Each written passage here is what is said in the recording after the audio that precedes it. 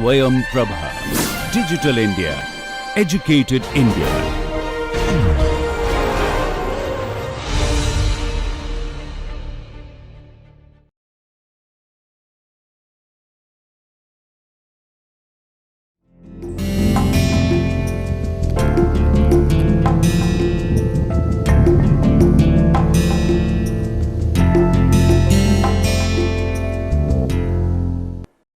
Okay, today in this lecture what we will be talking about is mobile robots and path planning. So what we have done in the last few classes right from the beginning is we looked at transformations, then we looked at kinematics, then dynamics, then we looked at control, and then we moved on to experimental part where we looked at various experimental facilities, for example how to control the Puma robot using VAL language, and then we had basic electronics, different kind of sensors, microcontrollers. Then after that we proceeded on to how to build very simple arms using servo motors, and today we will be looking at today we have two parts. The first part is we will be looking at mobile robots, how to make very simple mobile robots which can do follow a line or can avoid obstacles, and then in the second part we will look at the topic of path planning.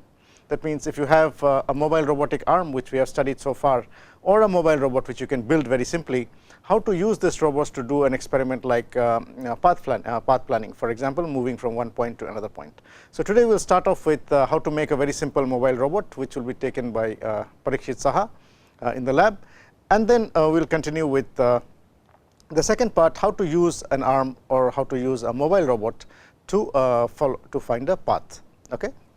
So today's topics are essentially, the first part is how to make a very simple mobile robot using very simple servo motors.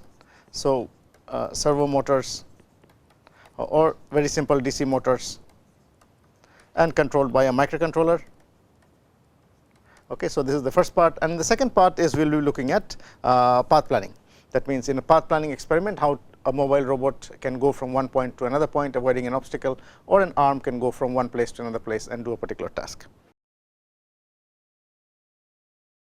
Hi, today I am going to explain two of the basic mobile robot applications, that are line follower robot and obstacle avoidance robot.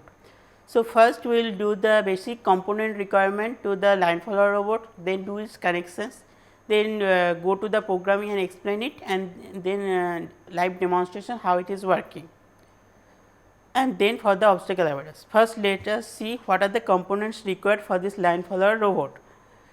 First we need two DC motors and two wheels. This is DC motor with wheel connected. Next we need robotic chassis platform on which microcontroller and the wheels motors should be mounted. This is the chassis platform, this is the below chassis portion. Next we need one microcontroller. Here this is the Arduino microcontroller through which we will do the programming. Next we need a motor driver. This is the motor driver. This is the L298 motor driver we are using. Next we need some battery, some connector wires are already there, and we need the IR sensor. This is the array of IR sensor which we will use for detecting the line. Here just like the normal sensor interfacing, there are two wires, one is corresponding to VCC, one is corresponding to the ground, and another three wires are corresponding to the each sensor's value. Here there are three potentiometers moving, rotating the potentiometer, we can adjust the value of the potentiometer sensitivity. Now we will go how to do the connection. First we will connect the wheel with the motor, and then we will mount it like this on the chassis platform. Next we will connect the battery, and from battery through battery we will connect to the motor drivers VCC and ground power wire, VCC and ground portion, and these two are motor A, motor B. These two should be connected with these motors, these two wire. The wire connection of this portion is done. Now when I am in the above portion, from the motor drivers there are three wires corresponding to each motor, which will from here motor driver go to the Arduino pin. The pins are enabled. From here we can see there are 3 pins: motor A, for motor A IN1A, IN2, IA2, and for motor B also IB1, IB2, and one enable A and enable B. These 3 pins for corresponding to each motor will be connected to the Arduino's pin. For the motor 1, D3 is connected to the enable pin, and D2 and D4 are the 2 wires for the direction 1, direction 2 corresponding to the motor 1, and corresponding to the motor 2 enable pin is D6, and other 2 pins are D6 and D7 and D8. Now, the connection from the driver to the Arduino is done. Next, we have to connect the IR sensors. This is the IR sensor. We will keep it like here, and we will do the connection of the VCC and ground with the Arduino's VCC and ground. Other 3 pins are the digital pins. We will use the digital pins D9, D10 and D11 of the Arduino to the connect. Now, we will go to the system and upload the Arduino program on the hardware and then see how it is working. Now, here I will just describe the program related to the line follower. First, we have defined 3 variables: value 1, value 2, value 3. These 3 are corresponding to the 3 sensors read value. Next, motor enable. There are 2 motors, M0 and M1. For M0, enable pin is 3, direction 1 is 2 and direction 2 is 4 pin connected digital pins. These are connected to the for this thing. For motor 1, the pins are 6, 7 and 8. We have just defined it as variable. Here we have defined the speed of the motor will run using these things. This is the corresponding to the value of 255 corresponding to the full speed of the motor, and 240 is corresponding to that ratio it will get. The 3 pins are I am connecting pins S1 to 9, S2 to 10 and S3 to 11. Then we are saved 2 values for left and right. First we will do the serial begin 9600, baud rate is here. We define the enable pin as output for motor direction 1 output, motor direction 2 output. Similarly, for the case of motor 2 also. Now, we will do the analog write for motor 1 enable pin with SPID and analog write motor 2 for the SPID. This SPID is corresponding to 240, that means the speed will vary according to these values. If I am using 255, then it will go for full speed. Now, I have 3 sensor pins are there, that is S1, S2 and S3. We define that 3 as input pins. Next, we will go to the loop. Inside loop, first we will read the values of the pin S1, value of the S2 and value of the S3. Then we check if the value is 1 or not, and if the value is 1, then we will move the motor accordingly. So, for the forward, as per the 3 sensors are there, if the value is coming 101, then the robot will move forward. So, for moving the robot forward, we are doing digital write M0 high, direction 1 high and direction 2 low. Similarly, for the motor 2 also. So, both the motors are moving in the same direction corresponding to the result of moving in the forward direction of the robot. Next, if my census array value is coming 101, then it should move left.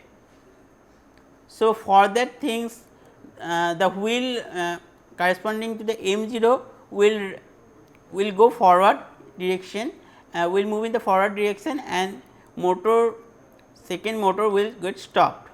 That is why it is high low and second motor is low low, and we have saved it as in a variable left equal to 1. Similarly, 110 is corresponding to the same left. Similarly, if we have 0 0 1, then the motor should move right. For moving the motor right, digital right of M 0 should be low low, means it is stopped, and digital right of the M 1 should be high low, means it is moving, that corresponds to the result in the right side movement. If all the sensors are 1 1 1, then nothing will happen, that and the corresponding to these things, the digital right of the M 0 is high low and digital right of M 1 is low low. So, that thing is written here. Now, we will run in the live demonstration of the mobile robot how it is working. So, the program is burned and uploaded to the Arduino, and all the wires are connected accordingly to explained earlier. Now, I am just owning the robot, it is moving following the line, and based on the followed line, the IRs of this IR sensor array, it is triggering the values. That is why it is coming 0 0 1 or 1 0 1 and it is moving.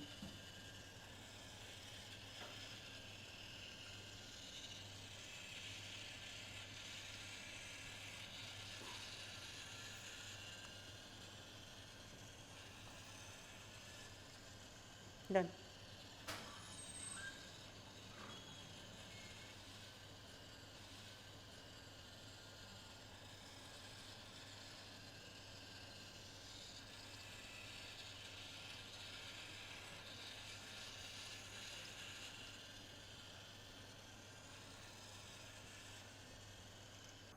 Now, we will go to the obstacle avoider robot. All the basic connections of the motors, wheel and driver are same, just we will replace the IR sensor with the ultrasonic sensor here. This ultrasonic sensor is used to work on based on the time of flight concept. It has 4 wires, 4 terminals, one is VCC, one is ground and other 2 are trigger and echo, trig and echo pins. Trig pin is corresponding to when we send any signal to the trig pin, it used to trigger a ultrasonic wave and it used to transmit, and echo is used to receive that signal after getting reflected from the obstacle which is nearby. So, if my obstacle is nearby, then the signal would be received quickly, and if the obstacle is far from the sensor, then it would take the time. It works on the basis of the time of flight concept, means when I am triggering the signal and when it is received, based on the in between time duration, it used to in between time duration we have time, and we know the velocity of the ultrasonic wave, then we can calculate what is the distance from the sensor the object is in. So, other things are nearly same here. From first we will do the connections of the motor with the motor driver, and that motor driver's enable and direction pins are connected to the Arduino, and from the ultrasonic sensor we are using these 2 pins for the trigger and echo. Trigger and echo pins are connected with the D11 and D12 pins. Now, we will see the program little bit and then do the live demonstration. So, now I will explain the program of that obstacle avoidance. So, here as I mentioned that 2 pins are echo pins and trigger pins, that is related to that ultrasonic sensors, and other 2 are VCC and ground. So, first we have defined 11 and 12 as my echo pin and my trigger pin. Next, corresponding to the 1 motors enable pin, direction pin, enable pin, direction pin and direction 2 pin are defined 3 to 4, correspond to the another motor enable pin, direction 1 and direction 2 pins as 6, 8, 7. Here speed is defined as 225. Similar to that of the previous program, we have defined the enable pin as output, direction 1 pin output, direction 2 pin output. Similarly, for the another motors enable direction 2 pins, and the 2 speeds are there. Here for my ultrasonic sensor, we will just trigger using the trig pin and we will get the output from echo pin. So, my trig pin is defined as output and echo pin is input, that I have also defined here. Now, in the loop, first we are just resetting the value of the trig pin as low, then after 2 seconds of delay we are just setting it as again high, then we are making it again low. So, we have given trig pin high, we are sending a pulse through the Arduino. Then we are just receiving the echo pins and we will just save it here. We just define a variable distance and we are defining pulse in echo pin high. Then this will give us the pulse duration between the triggering pin and when the echo pin is becoming high due to the receiving of the signals getting reflected from the nearby object. Then from that we divided by 58 to get the distance. So, this is the distance in centimeter. Okay. Now, we are giving one program. The program is we are just checking if my distance is greater than 0, greater than 10 or less than 10. If my distance is greater than 10, then it is moving forward. The program corresponding to the forward movement of the robot is high low direction and the both are high low. So, it is moving in the forward direction. If my distance is less than 10, then it would trigger a random direction and change the value to low, and if my distance is greater than 15, then we are doing it like high low, low high like this. Now, we will show the demonstration of the live demonstration of one running of this obstacle avoidance program. Similar like for uploading the program, as we have already explained earlier, first we have to check the port number and board number, board name, that is UNO, and the port number in which port my Arduino is connected. Now, we will see the demonstration of the robot. So, this is the obstacle avoidance robot. So, the first all the wires are connected, these two are coming from the batteries, 2 terminal for motor 1, motor 2, all are connections as explained already. From these 3 enable A and motor A's direction 1, direction 2 pins are connected to the Arduino's 3 pin, 2, 3, 4 here, and another is 6, 7, 8, these things. Now, from these ultrasonic sensors, 2 wires are going, VCC and ground is going here, VCC and ground, that is 5 volt and ground, it is connected. Another 2 wires are coming from trig and echo pins, that is connected here in the Arduino's corresponding pin number 11 and 12. Now, the program is uploaded and I am just putting it on. Now, it is going forward. When some obstacle is coming within that 10 distance, it is taking some random path and it is again moving. When no obstacle is there, it is going forward. When an obstacle is coming, it is taking some random direction and then change its direction and again it is going forward direction.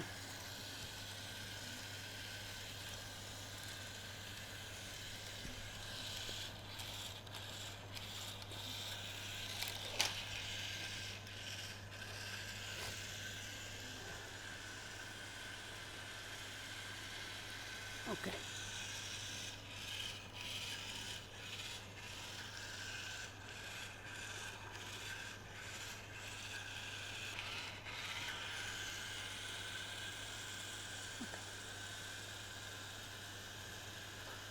So, the path planning problem is essentially defined like this, where we have a path, where we have a start point which is indicated here, and we have a goal point which is indicated here. So, let us call this point A and we are calling the goal point B, and this is an obstacle as shown here. So, this is my obstacle.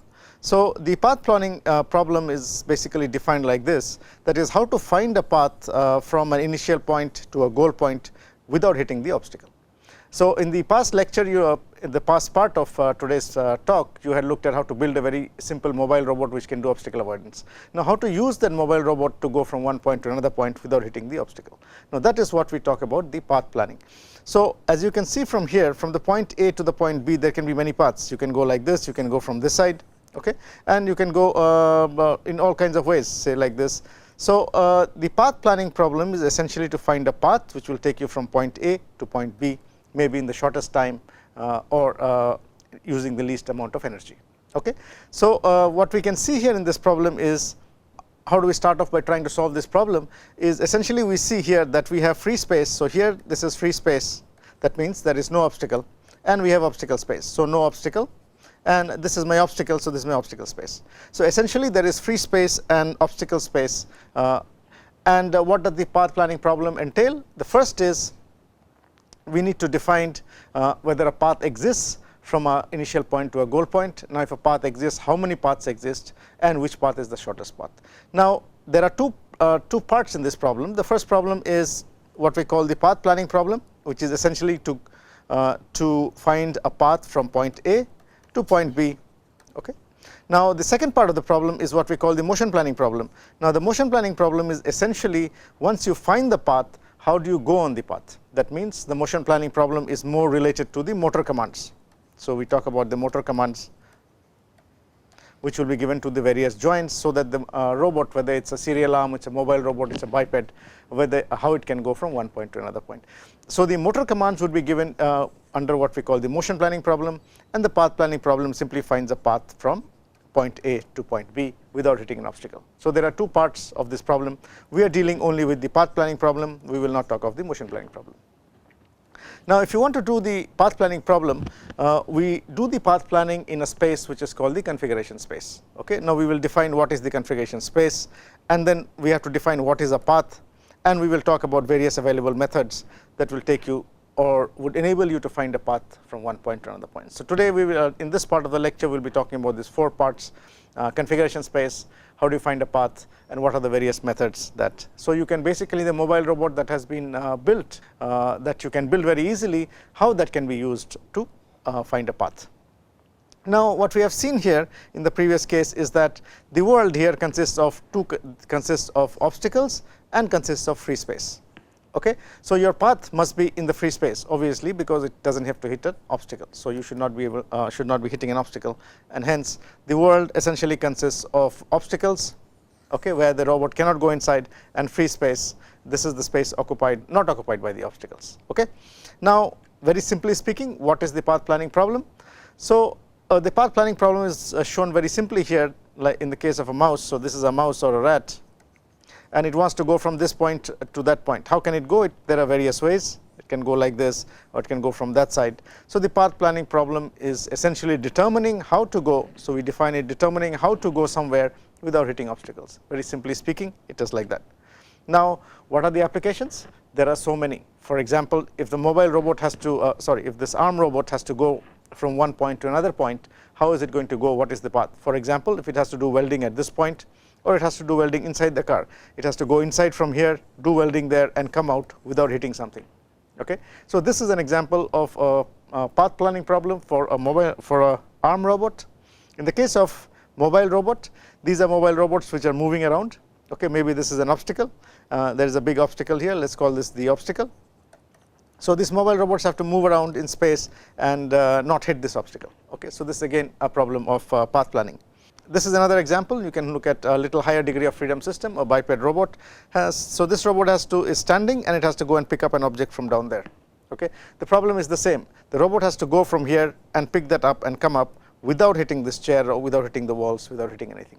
So, the path planning problem is also defined for higher degree of freedom systems like biped robots, humanoid robots, for doing a particular task. As we proceed, you can look at more examples in medical applications, chemical applications. For example, here when we are doing surgery, if inside the brain a particular tumor has to be cut, so let us say there is a tumor here, and this tumor has to be operated on, then this is also a path planning problem. Now, you might wonder how. Essentially, this tumor can be accessed from different directions. For example, here. So, the surgeon can access the tumor in different directions. Now, following which path the minimum damage to the brain will be caused will give you probably the safest path. So this is also an example of path planning where you have to come to this point and do a task, maybe do operation or give inject a dye or whatever, and you should cause minimum damage. So this is also a case of a path planning problem. This is a standard mobile robot path planning problem where you are asked to build a map. Okay, so this mobile robot which is shown here has to move around this space and it has to build a map, which means if you leave a mobile robot inside a room, it should be able to travel around the room and not only just move around without hitting obstacles, but it should be able to tell you what is the basic map of the room. That means where are the walls, where are the obstacles. So this mobile robot which has a sensor in front, could be an ultrasonic sensor or could be a laser, will simply move around this space, and whenever it hits an obstacle it will draw a boundary and say that okay, this is what the free space looks like, or this is what the map of the room looks like. Okay, so map building is another application of path planning problem. So these are very many applications of path planning problem where very simple mobile robots can be used, and you can do research of different kinds. This is planetary exploration. This is for space applications. Okay, so this is planetary exploration where a mobile robot is left onto another planet or the moon, and it has to move around and do some experiments or pick up objects, and it has to go in. So the problem is the same as trying to avoid obstacles and go from some point to another point. This is in the case of vehicles, unmanned vehicles. So this unmanned vehicle also has to go from one point to another point without it. So these are many applications where mobile robots are used and the concept of path planning is used. So very briefly today we'll look at what is this path planning. This is another one, digital actors. So you would have seen cartoons of various kinds. Say for example, there are a lot of movies and cartoons where there are cartoon characters which move around. Okay, so now the cartoon character moving around will also mean that it is going from some point to some other point without hitting an obstacle. So this is also a path planning problem. Okay, so people in computer science and computer graphics also have to do path planning. So there are many applications of path planning. We will very briefly look at path planning today with the main focus on just how to apply mobile robots to go from some point to some other point. Now is this problem easy? Actually it's not easy. If you think a little bit, if you look at these two rings, now the red ring is given this way and the yellow color one is entangled like this. Now the question is, can both the rings be separated? So these two are, one is inside the other one, you can see. Now simply by looking at this, can you say if both these rings can be separated, and if they can be separated, how? Okay, or what is the path by which you can separate these two rings? Now simply by looking at this problem, it is not very easy to say. Okay, now why is the path planning problem difficult? Because essentially a robot, a mobile robot or an arm robot or a computer program cannot see. Okay, we have eyes so we can see, whereas a computer program or a robot cannot see, and hence it doesn't know which is an obstacle, which is free space. Okay, and a problem like this, can these two rings be separated? Now here it is seen very clearly that these two rings can actually be separated. Okay, but how can you write a computer program which can actually find out that these two rings can actually be separated, and in how many ways? Now this is a very complex problem.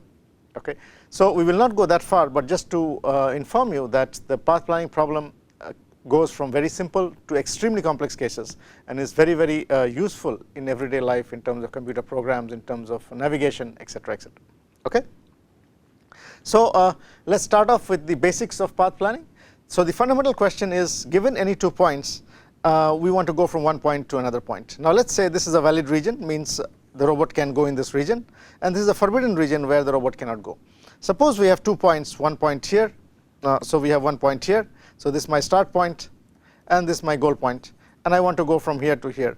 The path planning problem essentially is asking the question that how can you go from here to here without hitting an obstacle? Do you go like this? Do you go like this? Okay, so first of all, are any two given points connected by a path? Okay, are they connected by a path? Now if they are connected by a path, then obviously you can go from that point to another point, the other point, following the path. Okay, so this is the fundamental question of path planning problem. Given a start point and an end point, can you connect those 2 points and stay in the valid region? That means in the free space. Now this shows that there is a path like this and you can go from here to here. So the problem statement is, first of all, what is the statement is, first you compute a collision free path for a rigid or articulated object for an arm or a mobile robot avoiding obstacles. Okay, so this is the problem statement. So we are writing a program where the output of the program should be a path which will connect the initial point to the final point without hitting the obstacle. Now what is the input to the program? The program, obviously, as I said, doesn't have eyes, it cannot see, right? So what is the input? The input is the geometry of the robot and the obstacles. Okay, so the program must know what is the geometry of the robot. For example, is it circular, is it triangular, is it rectangular? Okay, if it is a serial arm, how many degrees of freedom, what is the link length? What is the kinematics of the robot, degrees of freedom? Next is what is the initial point and what is the goal point. So this is my input to the program, and the output of the program is going to be a continuous sequence of collision free configurations, or this is what we call a path. Okay, so the input to my program is these are my inputs, the geometry, kinematics, initial and final goal points. The output is the path.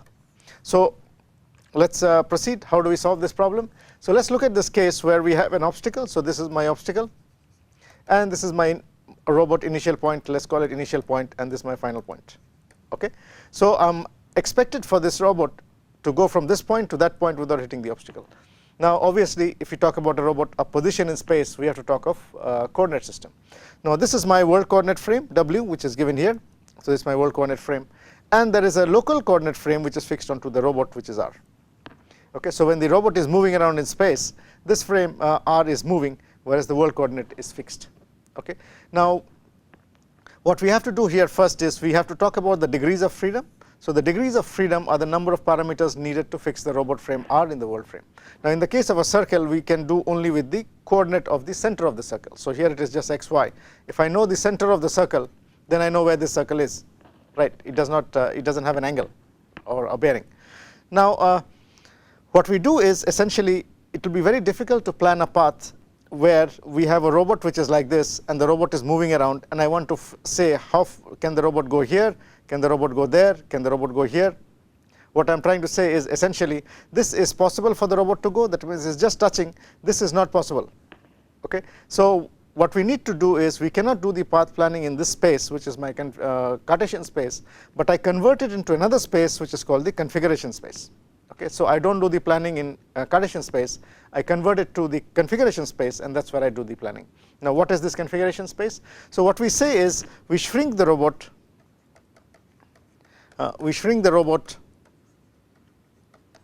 to a point. Okay, so if this is a circular robot, I'm going to shrink it to a point. Okay, so that's the first thing I do. The second thing I do, I will enlarge the obstacles by corresponding amount, by equal amount. Okay, so these are two things we will do, and from my Cartesian space I will convert this into my configuration space. So what I will do here is, what we will do is, essentially I will shrink the robot so it will become a point, and I will enlarge the obstacles with the corresponding value and make the obstacles larger.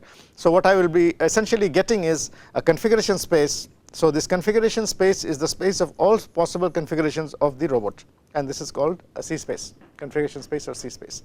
And in that C space is where we are going to do the path planning. So basically I'm going to plan a path of a point in C space. Okay, so the path planning is done only for a point, the robot is converted into a point, and then I see where it is where it is possible to go, and that is my C space. Now how is it done? For example, this particular case, let's look at it where I want to go from here from the start point to the end point. Okay, and I don't want to hit this obstacle. So what I do is, I will convert this robot to a point, means I will shrink it to a point and it becomes a point, and I will enlarge this obstacle by corresponding amount. So let's look here what I mean by C space. So what we are doing here is, this is my obstacle, the robot can go here. Okay, the robot can go here, the robot can go here. That means on this boundary of the obstacle, everywhere the robot can go.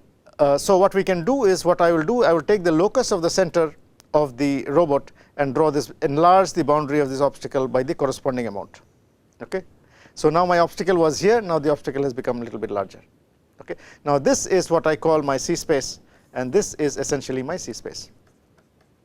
Okay. So, now if I have 2 points here and there, the robot has become a point, and this is my start point, this is my goal point, okay, corresponding to this figure.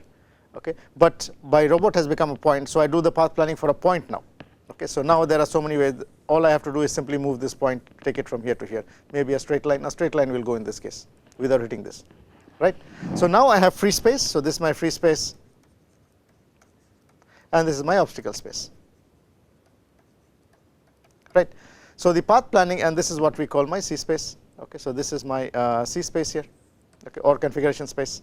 So, the path planning is essentially done in the configuration space by converting this robot to a point and enlarging the obstacle by the corresponding amount. In this particular case, it will be enlarged by how much? By r.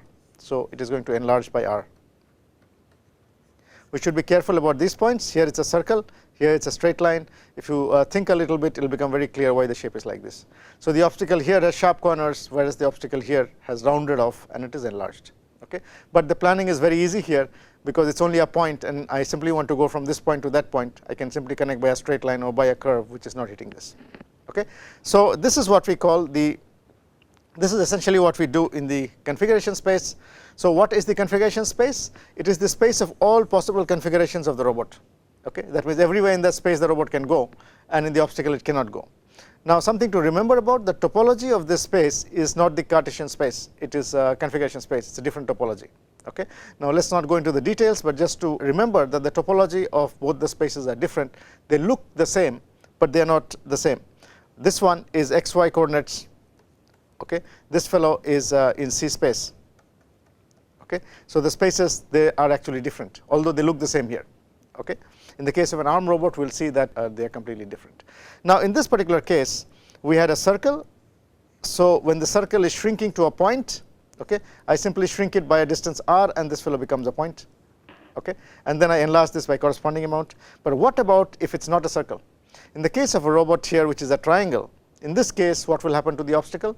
Now, if you can think a little bit, my coordinate system r is here, and my world is here, world frame is given here. So, this is my obstacle. Now, if I look at the robot, the 0 point is here. So, this blue one is the robot. So, for this particular orientation, what we see is that the robot can move like this. Okay. That means, if this is the top, the robot is like this. So, it cannot go anywhere this side. If it comes a little bit this side, it will hit this obstacle, right. So, there is a boundary condition, and the boundary condition is this one. That means, anywhere inside beyond this tip cannot come, this fellow cannot come like this, that is very clear, right. So, what happens is, if you take this and drag it along the surface, what you will get is a surface like this. Okay. Okay. And the shape of my configuration space now has become, so this is my shape, the shape of the configuration space has become something like this. Okay. So, if you see the configuration space in the case of a circular robot, which was like this, so this case of a circular robot, for the same obstacle but a triangular robot, okay, the configuration space has become the obstacle space has become like this. Okay. Now, please think a little bit onto this, why it is becoming like this. Essentially, we are seeing that these are all points inside which the robot can go, and beyond this is the limiting case. Beyond this, the robot cannot go. Okay. So, when we are doing our planning, we will be doing our planning, the robot has been converted to a point, and this is my obstacle space, and the robot can go anywhere in this space, right. So, now let us look at, now this is only for a particular orientation. If I change the orientation of this, for example, if I make it like this, I have changed the orientation, okay, then this shape of this will also change, okay, that you understand. This is an example of the robot. This is a triangular robot which is kept like this. This is a triangular robot which is kept like this. And what we see is that the shape of the space is like this, of the obstacle space is like this. Okay. Whereas, if the robot is slightly rotated, then the shape will change again. Now, why is the shape changing? Because you can notice here, when the robot comes here, it can slide along this surface. Okay. Now, because it can slide along this surface, this part becomes this part has an angle, or this line has an angle, and that is how you get that part. Now, if it has inclinations, then it can slide along this, and that is how you have one side here, one side here, and one side there. Okay. So, the shape of this obstacle will depend on what is the orientation of that. Now, for a triangular robot, you would understand that for different thetas, this shape is going to change. Now, if I take different thetas and I combine them, so this is a case where we are drawing the shapes and this is how we are combining. So, for every angle there is going to be one shape here. Okay. So, for each theta we will have one of this, and that means for 0 to 360 degrees, if I take 1 degree intervals, okay, then we are going to get 360 of these shapes, and in space essentially the obstacle will look like this.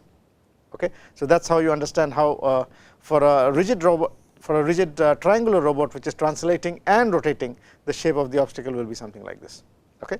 Now, what about the case of serial arms? In the case of serial arms, essentially what we can do is the shape of the C space does not look like xy Cartesian space, but it has the shape of a torus. How do we do that? For example, this is my theta 1 and my angle theta 2, and both of this can move from 0 to 360 degrees.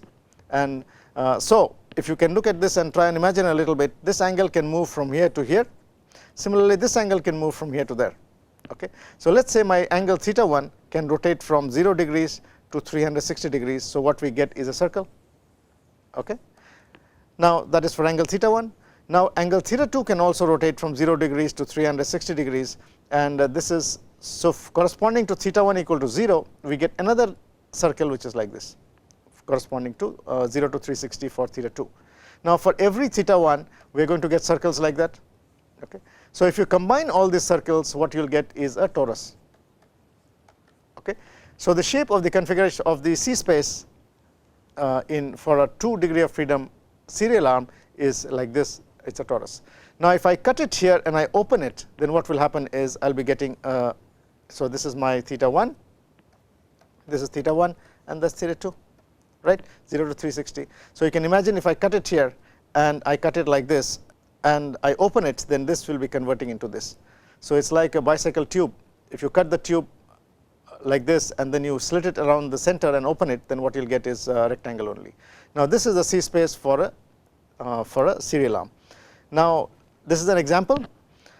So, how did we plot this? This is my theta 1, one angle, let us call it alpha here, in this case it is alpha and here it is beta. So, essentially what I am getting in my C space is wherever it is hitting this obstacle, I am going to color it with a different color. So, this obstacle is blue and all these points are also on the obstacle. So, how did I plot this? I start with theta 1, or in this particular case it is alpha from 0 to 360 degrees and beta from 0 to 360 degrees. Okay. So, if I do that and wherever it is hitting the obstacle, essentially I am going to put a blue color and mark it as a blue color. So, this is my free space and this is my obstacle space in the case of 2 degree of freedom system. Now, this very clearly shows that this is my xy Cartesian space, this is my alpha and beta, this is my C space. And if you look at the shape of the obstacle here, you look at the shape of the obstacle here, they are all different. Now, the planning is done here. Why? Because this arm has been converted to a point and the obstacle has been converted into an obstacle in the C space. So, wherever I want to go from here to here, I want to go from here to here, I can simply find a path like that and say it is going from one point to another point. Okay. Now, if I want to connect this to this, essentially I can go from here, come out from or I go from this side, come out from this side, and I can connect this and this, right. So, this is basically showing. So, if I want to go from here to here, okay, how do I go? I can't go like this because this will hit. Okay. So, there has to be some way by which I should go like this and like this, which is saying that you go from here, come out from here and then connect there. Okay. So, this is how path planning is done for a 2 degree of freedom for a serial arm. Okay. Now, what are the different methods of path planning? Means going from one point to another point. There are various ways. One way is by the graph based methods using visibility, then there are road maps, then there are cell decomposition methods, there are potential field methods. Let us look at them very, very quickly as we go along. Okay. So, two things to remember here. For a mobile robot, we are shrinking the robot to a point and the obstacle is enlarged by corresponding amount. For an arm, it is a little bit more tricky, especially for a higher degree of freedom system, where we are shrinking this arm to a point and I am enlarging the obstacle by an equivalent amount, but it is difficult to visualize this because the shape of the obstacle is different corresponding. Here it is a circle, whereas here the shape gets completely distorted. Okay. Why? Because the spaces are different. Okay. So, when we are doing our planning for the serial arm, we are going to do it in this space. Now, let us look at some of the path planning methods. We will look at very simple ones where you can use the mobile robot that was shown some time back, how to make that mobile robot and then use it for obstacle avoidance. So, you can do very simple experiments as well as research, and these are the methods we will go through very quickly. Now, the first one is graph based methods. Now, suppose we have an obstacle here, and this is obstacle 1 and this is obstacle 2 and this is obstacle 3. I want to go from this point, which is my start, and this is my end point. So, there is a mobile robot. The mobile robot has been is converted to a point, an obstacle is converted to C space obstacle. Okay. So, now I want to go from start point to the end point or goal point. Now, by looking at this graph from observation, we know that if there is a collision free path between 2 points, then there is a polygonal path which bends only at the obstacle vertices. What this observation basically tells us, that if I want to connect this and this, okay, then I can connect it like this, okay, but this will bend like this part will bend around the vertices.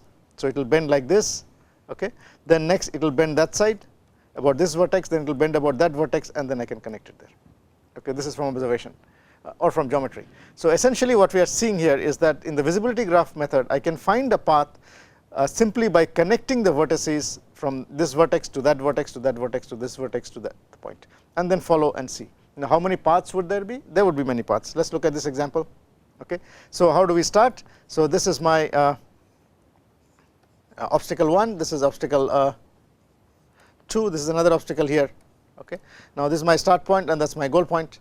How do we start in the visibility graph method? I simply connect the initial point to the vertex. So, every vertex is connected to every other vertex. So, this is connected here, this is connected here. Okay. Now, this is a geometrical method. So, the computer program can do this very easily. Okay. So, you know which are the vertices and simply connect the vertices by straight lines, and we are making all the connections like this. Okay. So, this is what we call the visibility graph. So, we know the vertices, the coordinates of the vertices, and the computer program can actually very easily find out, draw straight lines and connect them. Now, once we have connected all the vertices, these are my obstacles, okay, then all I have to do is to follow one of these straight lines, okay, and then go from the start point to the end point. Okay. So, that is what the computer program can do very easily. How many paths are there? There could be more than one. For example, it can go from here to here to here to here. Okay. Then it can go from here to here to here to there to there. Okay. Now, because the input is the coordinates of the various points, we are connecting all the vertices by straight lines, and then seeing which connection of straight lines can take you from here to here, and that is what is a path. Okay. So, the mobile robot that you have made can go from one point to another point by avoiding obstacles very easily by using this method, and this is called visibility graph. It is based on visibility.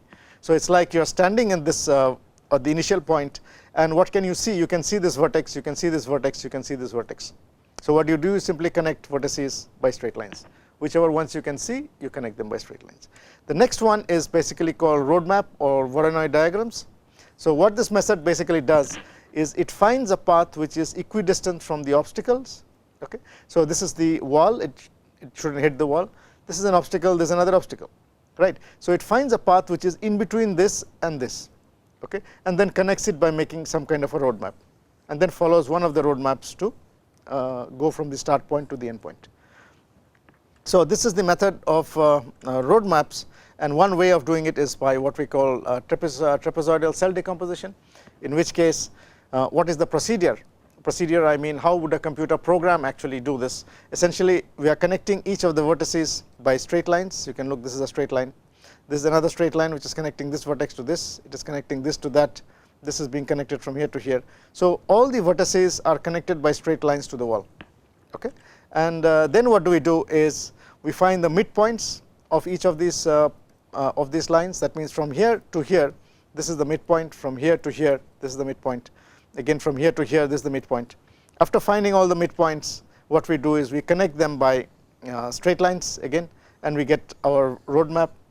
Okay. This is what is called a Voronoi diagram, and a computer program can do this very easily. Why? Because it has the walls, coordinates of the walls, it has the coordinates of the vertices, and it is simply connecting by straight lines and finding the center of those. Now, once you get the straight lines, what we can do is essentially we have a start point and we have an end point or goal point. So, from the start point we can connect to the nearest node, follow the path, whichever path is taking you till there, and that is a path. There can be more than one paths. It can of course go like this also, okay. Then it can go like this also. So, the computer program should be able to give you many paths, then you can choose which is the shortest path which will take you there, okay. Now, the other way of finding is basically called probabilistic roadmap method. Now, in the probabilistic roadmap method is, suppose we have a start point here, okay, and we have a goal point here, okay. So, what in this method what the robot does is it finds it's something like it simply shoots out a straight line in different directions. Say for example, I am here, okay, this is the starting point. The robot will shoot out one path like this, one path like this, one path like this at particular angles. Now, if it is intersecting with an obstacle, it will say that path is not possible, okay. And then in the next case it will shoot out another one like this, the third one it will shoot out another one like this, okay. So, this is the way it will start building nodes and it will start building branches. So, it will start building branches like in a tree and then moving forward towards the goal. So, from here it has started, it has built this one, then from here it has built this one, and then it will connect all the nodes and see that following which node you can go from this point to that point in the shortest time. Sorry, the initial point was here. So, from here connecting each of these nodes, how can we go from here to here. Now, if you cannot connect, of course there is no path. Now, if you can connect, then that is the path and you can go from this initial point to this final point in some time t. Okay. Now, this is why is it called probabilistic roadmap, because we do not know the specific direction in which we are going. So, probabilistically we can shoot out the branches in different directions, okay. That is one of the reasons why it is called probabilistic roadmap or PRM method, in which we start going in particular directions and see which direction is possible, which direction is not possible. Not possible means if it is hitting an obstacle, we say that path is not possible. So, it is having a branch here, next branch is here, here suppose there is a branch like this, it hits this, we say that is not possible, so it does not go there, okay. So, this would involve what we call sampling, and we can do the sampling in different ways. For example, we can do uniform sampling, in which we uniformly break this up. So, this full space I can break it up into grids and do grid based sampling. So, from one point I go to next point, the next point, next point. In that way we can do grid based sampling, or we can do what is called probabilistic sampling, or we can do sampling at different intervals. Now, obviously you would know that for example, in this particular case, if the sampling is not very dense, okay, you will miss out parts, okay. So, if the sampling it does not cover all the points, okay, that means we do not get connections to all the points in the free space, then there is a chance that we are going to miss out going to the goal, okay. So, this business of sampling here is very, very important, and it should be dense. So, we looked at the visibility graph, then we looked at roadmap methods, okay. Then we looked at the probabilistic roadmap. Now, the other method which is used very commonly is the potential field. Now, in potential field method what we do is we assign potentials, okay. It is like a charge. The very idea of potential field came from charges. So, if you have two charges which is plus and plus, then this is going to repel, okay. Now, if two charges are there which are plus and minus, then this is going to attract. So, this is a repulsive field and this is a attractive field, okay. So, if you have two charges which are opposite charge plus and minus, then they are going to attract each other and this fellow is going to repel each other, okay. So, the idea being that towards the if we can assign different fields, okay, or charges to the obstacle and the goal, then what we can do is obstacle, goal and the robot, then the robot will go towards the goal. For example, if I say the obstacle, the robot has, let us say the robot has a plus charge, the goal has a minus charge, then the robot will be attracted towards the goal. So, it will go towards the goal. Now, if the obstacle also has a plus charge, then the robot will be repelled by the obstacle, okay. So, if I assigned potentials suitably, then what will happen, the robot will ultimately go from the initial point to the final point without hitting the obstacle, okay. So, this is the fundamental idea of potential field. We are enforcing attractive field and we are enforcing a repulsive field, and the resultant of this is the path, okay. So, which the robot is going to follow. So, the goal is surrounded by an attractive field, the obstacles are surrounded by repulsive fields, and the robot is attracted towards the. So, this is how it works. So, this is my attractive potential. Okay. So, the attractive potential is going to we are going to attract the robot and the goal, they should attract each other. So, this can be plus and that can be minus, and there should be a repulsive field. So, repulsive field, if the robot is plus, then the obstacle is also plus, and hence this is going to repel. So, this is an attractive field, it is showing that it is pulling. Okay. So, you can look at the arrows, it is pulling towards the goal. This is a repulsive field, so which is pushing it away from the goal, pushing the robot away from the goal. So, if I draw my robot here, suppose this is my robot, then this is my robot here. So, as the robot comes near this, it will get repelled away. Now, the sum of this is the resultant of or the vector sum of these two fields is the path. So, this is my goal, this is my obstacle. Suppose there is a robot here, let us say this is my robot, then the robot is going to follow, it is getting attracted like this, like this, like this. The moment it comes near this, it will get repelled off. You can see the resultant field, and it is going like this and goes to the goal. Okay. And you can tune. So, what we need to do is to tune or the charges or the fields which will take the robot from towards the goal and avoid the obstacle. Now, tuning, essentially I mean that what should be the strength of the fields. So, how close it should come to the obstacle. Okay. So, if the obstacle repulsion is very high, then what will happen is it will start repelling the robot right from a very long distance. Okay. And if the goal is very weak, then it will not attract the robot substantially. So, we have to tune the charges or the fields such that we get a resultant which will take it from here to there. And this is showing the path, and this is showing the various fields. So, this is pushing the robot away, this is attracting the robot, and the resultant of these two fields is this path. We are getting the path, and the mobile robot can go from here to here.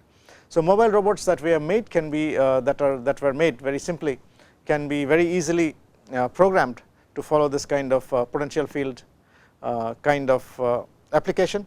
Okay. So, the robots that you have made, you can very easily try, and this is an example of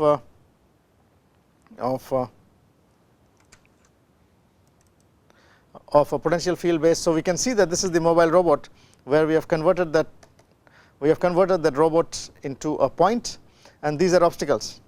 Okay.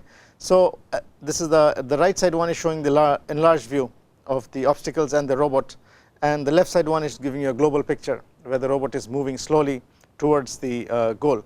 Now, this is essentially how potential field is working. So, let us look at this video again. So, the robot is starting from here. So, this is my start point. Okay. And so, in the start point, it is starting from here. Okay. And this is my goal, it has to go somewhere here. These are obstacles. Okay. So, what we are doing is we are assigning a plus potential here, and we are assigning plus potentials to the obstacles, and we are putting a minus potential here. Okay. So, the robot will be pulled towards the goal, and when it is coming in this direction, all the obstacles are going to push it away. So, that ultimately we are going to get a path which is going to go from here to here to here, okay, without hitting the obstacle until reach this final point. Okay. And this part is the one that is showing the global view, and this is showing you the local view, and you can see very clearly that how the robot is moving, and as it is coming near to an obstacle, it is getting pushed away. So, when I talked about tuning, what we meant is what should be the value of the repulsive field, what should be the value of the goal, which is attractive field. That is something that has to be tuned or set accordingly. Okay. And that is basically done by trial and error. Now, some guidelines are there. For example, if the goal field, the attractive field should be much stronger than the repulsive field. Okay. So, that is a general guideline. Now, if you see further, potential fields, there are some problems. Two of the problems is one is the local minima problem, where if the attractive field and the repulsive field become equal, then the resultant there at that point will become 0. So, the robot will just go there and get stuck. The second is unstable oscillations, because there are two fields here. Okay. So, if the field is pushing you away and the robot is trying to go in a particular direction, it will tend to oscillate. So, there are two problems with the local minima problem is something like this. So, you have a goal and you have two obstacles, the robot is here. So, what is happening is this obstacle, this goal is attracting it and the obstacle is repelling it. So, along this position somewhere the repulsion is becoming the effective field is becoming 0, okay, and it is resulting in some kind of a local minima here. So, the robot is getting stuck there, it does not know which side to go, okay. And this is another case of a problem which is called the this is called a trap, okay. So, we have an obstacle which is of this U shaped. Now, the robot is going in this direction, and when it is going in this forward direction, what is happening, it is getting pulled onto this side, but this fellow is repelling it, and all sides it is getting repelled. So, the effective field is becoming 0 there. So, if the effective field is becoming 0 there, the robot will simply go there and it will get stuck, okay, it can't come out of this. So, these are essentially called traps, and there are ways of getting out of these traps. One way could be giving some kind of a random disturbance. So, when the robot gets stuck, you just move it in some direction, in some random direction, and it starts again, okay, or you simply have some kind of a tangential field, which means if the robot is stuck, there will be a force which is going to move it in this direction, or tangential force which will push the robot in this direction, so that it will try and go from this side now, okay. So, there are ways of getting out of it. So, these are basically different ways by which we can do path planning for mobile robots, which can be built very easily using ultrasonic sensors and motors. And in 2D, all examples I showed today are for 2D cases only, doing obstacle avoidance to go from one point to another point. So, we end today's lecture with this is a set of lectures. Today was the last, in which we ended with building a very simple mobile robot, which you can do experiments to find path planning problems. So, we end here. Thank you.